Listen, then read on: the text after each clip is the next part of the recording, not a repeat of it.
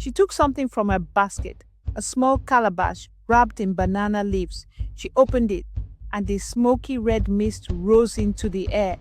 Then she whispered, "Baba, forgive me." I tried to stop it. The fire flared, blue. I didn't speak. I just backed away, heart pounding like the Ngoma drums. I knew then this was no ordinary girl. The next morning, Mwalimu Baraka returned, but he was different. His left eye twitched, and he walked with a limp he never had before. When he greeted me, his voice trembled. "Mzi Gidamoyo," he said. "My girl, she did something, didn't she?" I said nothing. A few days later, Salma came to my hut. She brought me roasted groundnuts, but I knew she didn't come for small talk. "I saw you," I said. She didn't flinch, just nodded. I didn't want to, but the spirits came for him. My father had made promises to them in his youth. Blood for knowledge, he broke the oath. She looked so tired, like a girl who danced with fire and lived to tell the tale. "I only bought us time," she whispered. "Told by Mzi Gidamoyo, elder of Itunda village." "Ah, my child, come sit. Let me tell you about something strange that happened many seasons ago in our village of Itunda. You see, not all stories are found in books. Some are lived, felt, whispered in the wind. It was during the long rains just before the planting season. The red soil had softened, and the mango trees in the square were heavy with fruit. Every Sunday after church, we all gathered at our Mama Chausiku's compound.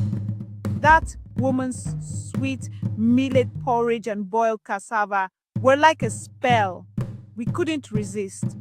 But that was Sunday. That Sunday was different.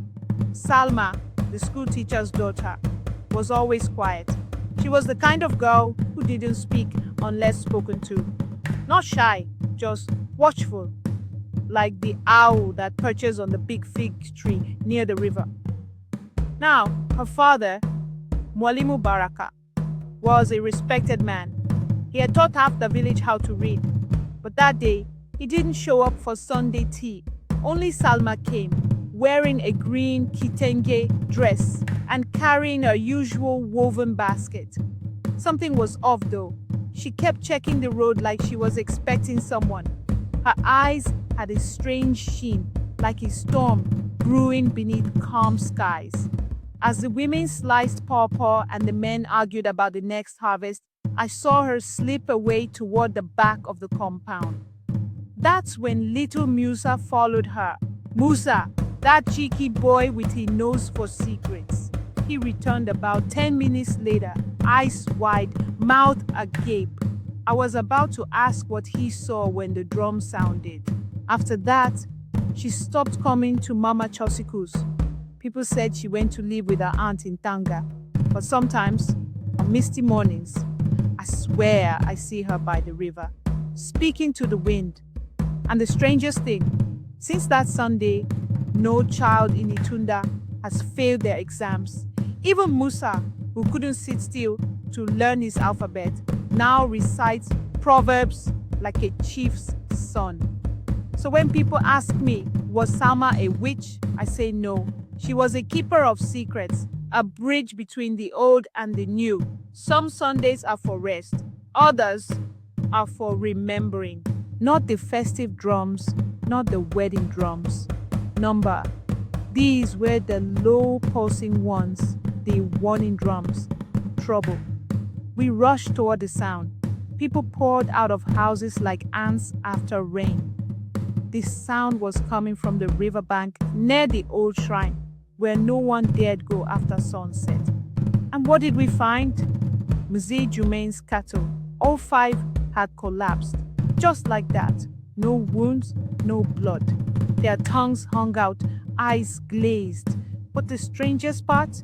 Each had a white chalk mark on his forehead, shaped like a crescent moon.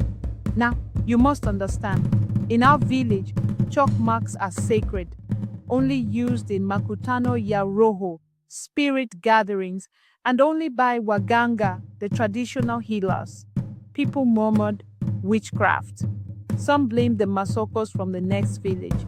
Others said it was the ancestors punishing us for forgetting their rights. But I noticed something else. Salma wasn't there. That evening, I found her near the river, kneeling beside a small fire.